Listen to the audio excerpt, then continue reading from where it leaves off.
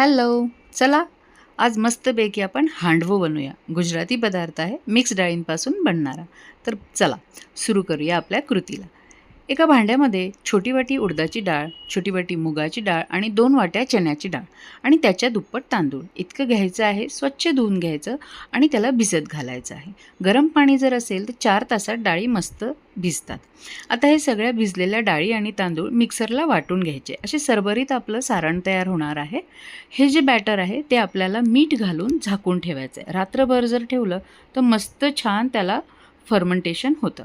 आता यामध्ये सकाळी त्यामध्ये आपल्याला हळद घालायची आहे आणि चिरलेली कोथिंबीर मिक्स केलेलं आणि मस्त तयार झालेलं आपलं बॅटर. आता यामध्ये मीठ घालण्याची गरज नाही कारण आपण रात्री घातलेलं आहे. कुकर किंवा पॅनमध्ये तेल गरम करायचं, हिंग घालायचं, जिरं, मोहरी, तीळ घालायचे आणि तयार बॅटर त्यावर घालायचं आणि परत वरून थोडे त्यावर तीळ पेरायचे आणि झाकण ठेवून द्यायचं. दोन्ही बाजूनी तेल घालून आलटून पालटून मस्त खुसखुशीत असं भाजून घ्यायचं आहे आपल्याला आणि त्यानंतर त्याला कट करायचं आहे. ह्या हांडवोसोबत आपण वेगवेगळ्या प्रकारच्या चटण्या सर्व करू शकतो. मी आज इथे टोमॅटो सॉस आणि खोबऱ्याच्या चटणीसोबत सर्व करते.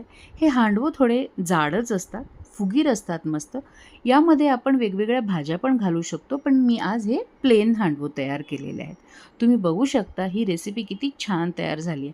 नक्की ही रेसिपी ट्राय करा. तुम्हाला आवडल्यास फ्रेंड्ससोबत शेअर करा, चॅनलला सबस्क्राईब करा आणि रेसिपीला लाईक करा. Thank you so much.